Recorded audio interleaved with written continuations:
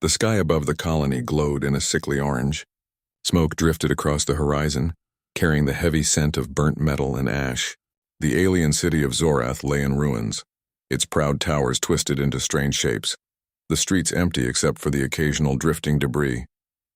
The once great civilization had fought bravely, but they were beaten. Every system they had relied on, every defense they had trusted had failed them. Commander Velric stood at the edge of the command center, his 4 eyes scanning the remaining communication panels. Sparks flickered as systems died one by one, leaving only the most primitive devices functioning. He pressed his claws against the console, sending a weak signal into the blackness of space. "This is Velric of the Zorath Council," he said, his voice trembling slightly. "We are defeated. All hope is gone.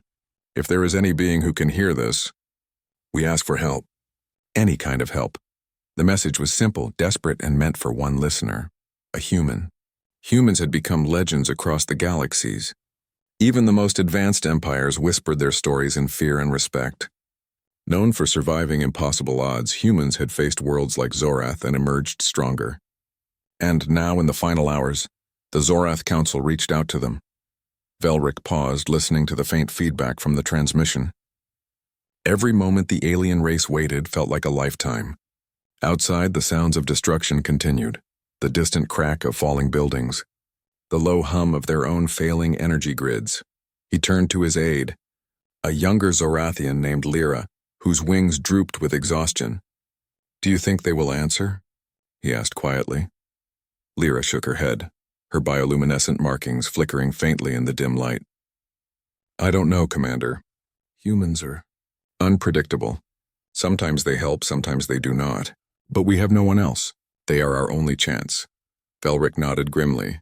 The truth was clear. Their fleets had been destroyed, their soldiers were scattered, and their enemies were advancing without mercy. Only humans had the skill, ingenuity, and courage to respond to a call like this, even from the edge of the universe. Hours passed in tense silence. Velric monitored every signal, but the void responded with emptiness. He tried to focus on the details, the flickering of lights, the faint hum of power, but the anxiety in his chest grew. The Zorathian people were counting on him, and he could feel the weight of their hope, or what little hope remained. Then, just as despair began to take root, the console blinked with activity. A signal, almost imperceptible at first, grew stronger. Velric's claws flew over the controls. "It is a response," he whispered. The message was brief, simple, and in a language the Zorathians had only heard in stories. Human. Message received. "We are coming," it said. Velric blinked. "Coming?" His voice was hoarse with disbelief. "Are they really coming?" Lyra's wings twitched in excitement. "They must be. Humans never ignore a call for help. If they have heard us, they will come no matter how far." The commander's mind raced. He knew humans were clever, adaptive, and fearless. They did not rely on superior numbers or firepower.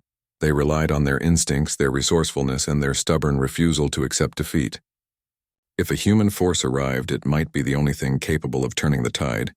Even so, Velric could not deny the danger. The enemy forces, the Kralix, were closing in fast. Their warships tore through the remnants of Zorath's defenses like a knife through cloth. Every moment counted, and the human response, if it came, would be too late for many. Yet hope, fragile as it was, had returned. The Zorathians had almost surrendered to despair, but now, with a human on the horizon, they clung to a new possibility. It was impossible to know what form the help would take. Perhaps it would be a single pilot, a small team, or an entire fleet. Whatever it was, it would bring a spark of resistance the Zorathians had not felt in decades.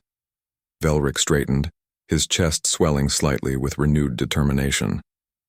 "Prepare the final coordinates," he said to Lyra. "If humans are coming, we will guide them.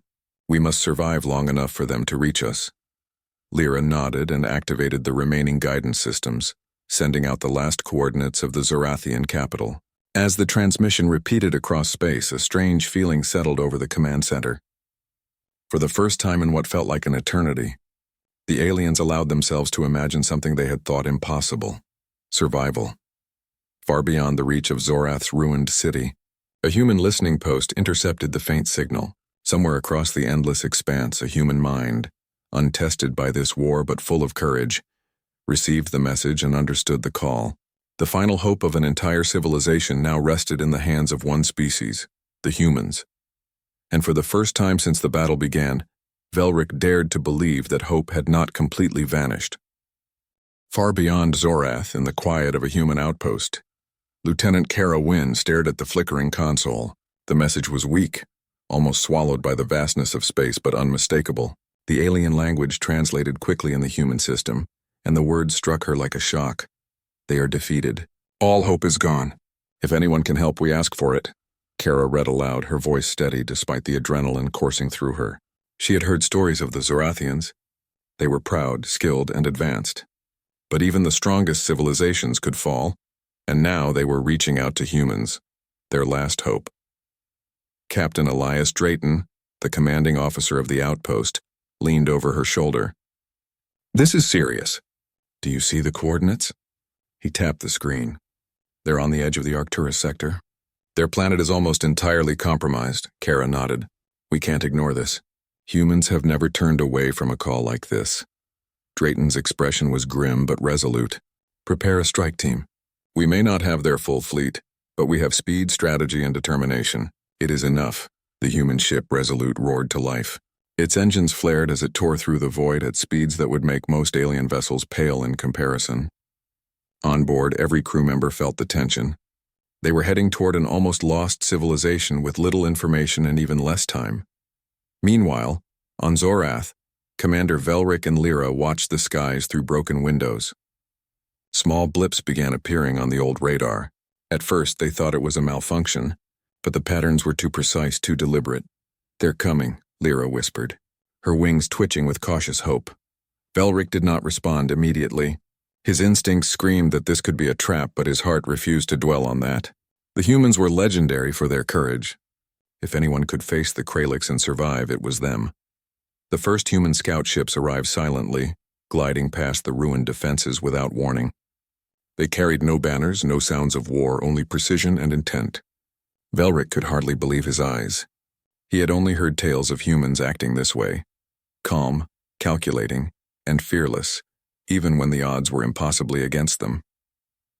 Inside the lead ship, Kara scanned the damaged Zorathian city. Fires burned across the landscape, but life remained. Scattered groups of aliens moved through the ruins, trying to organize to survive. Kara's heart tightened. We need to make contact immediately, she said. Every second counts. A small landing team was deployed, descending in compact shuttles that navigated the broken streets with skill. Humans and Zorathians came face to face for the first time in decades. Velric stepped forward, trembling slightly with relief. Lyra's wings shone faintly in the smoke-lit streets. We received your message, Kara said. Her voice was calm yet commanding. We are here to help. Tell us what you need and we will do everything we can. Velric blinked, almost unable to speak. You are human? Kara nodded. Yes, and we don't abandon those in need. You are not alone anymore. Outside, the distant roar of the Kralix fleet grew louder. Their warships approached like a shadow over the city, but the presence of the humans injected a sudden energy into the surviving Zorathians. The hope they had almost lost returned in a rush. We must act fast, Velric said, finally finding his voice. The Kralix will not wait for us to recover. We have one chance to make a stand. Kara and her team immediately coordinated with the Zorathians. Even with limited communication and differing technologies, humans and aliens quickly found a rhythm. The humans studied the remaining Zorathian defenses, mapping weak points, while Zorathians shared knowledge of the enemy's tactics. For the first time in what felt like an eternity, there was a plan. A fragile but strong plan. As night fell over Zorath, human ships hovered in orbit while ground teams prepared for the coming battle. Fires from the destroyed city cast long shadows, but now those shadows held more than fear. They held the promise of resistance, of survival, and of reclaiming what had been almost lost. Kara looked at Velric. We will not fail you. Not today. Not ever. Velric's eyes glimmered. For the first time, he felt the truth in that human legend. Courage, determination, and intelligence could defy even the darkest odds. With humans on their side, perhaps Zorath could survive. perhaps even turn the tide. And somewhere deep in space, the rest of the human fleet moved toward the Arcturus sector. Their engines burned with the speed of hope, carrying the possibility of saving an entire civilization from extinction. For the Zorathians, the message they sent in desperation had reached the right ears.